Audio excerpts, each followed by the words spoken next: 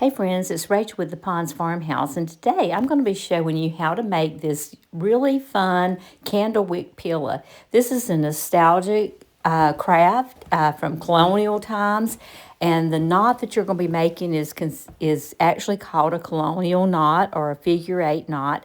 So I'm excited to share this with you, so let's get started.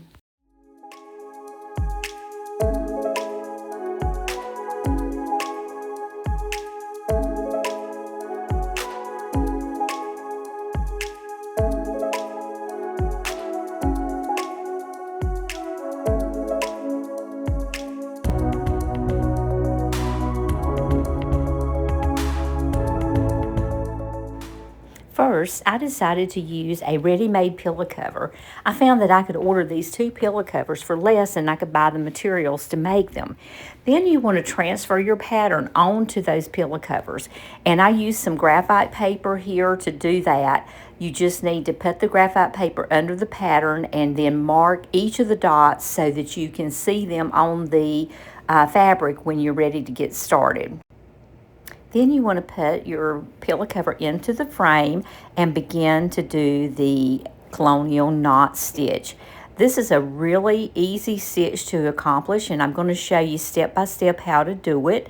I started in the center of my pattern here, and I'm just working my way around to the outer edges of it. What I'm going to show you here is just quickly how to do the knots. You want to bring your needle up through the bottom of your fabric into one of the dots that you have created. When you pull it up, you want to then kind of form like a C, wrap it around, and that forms like a figure 8, and then you're going to be pulling that through.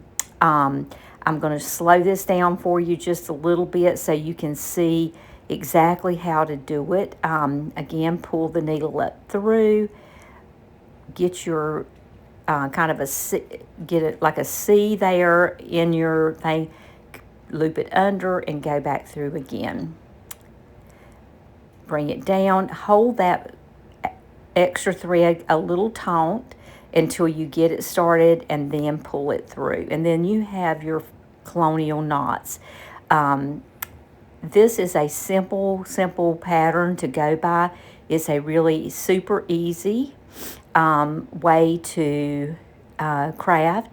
It dates back to the late 17th century and early 18th century. So it's been around for a long time.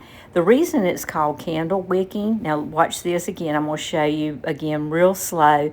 You want to go inside that loop, just like that, over the top and under the other one, pull it kind of taut, wrap it around one time, and then put it into the back into the fabric. Now you do not want to go back into the same hole that you were originally in. You want to go just slightly beside it so that it's a tight little knot there. As you're seeing this now, I do have detailed instructions with slow a slowed down version of it so that you can see it in writing on my blog. I also have a link to these pillow covers and the threads and everything that I used here.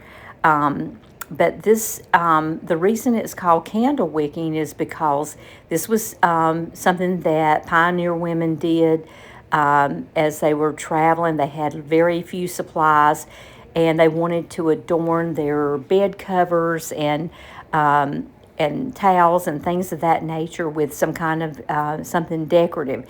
And this is what they chose to do. Because supplies were limited, they used the cotton threads that were used to make candles. And that's, again, so actually was done with candle wicks. And that's why the name candle wicking. So you'll hear it called candle wicking, you'll hear it called colonial knot, and you'll also hear it referred to as white work, because you're basically using an unbleached muslin type fabric, and then you're using basically the same color of unbleached thread to make the knots. But it becomes a very beautiful textured piece when you're finished, and I think you'll enjoy it. So I hope you're getting the hang of this little knot. It's the same thing over and over again to make the design. The key, like I said, is having your design where you can see it on the fabric, and then learning how to hold the threads so that you get a good tight knot there.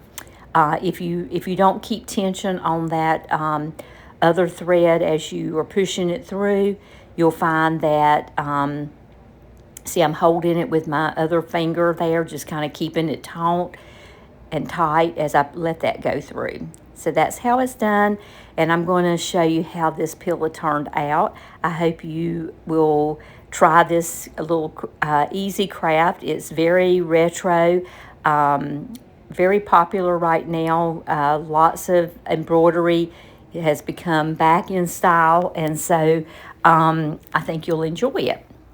So if you have any questions, please let me know, but be sure and check all the details on my blog post, as well as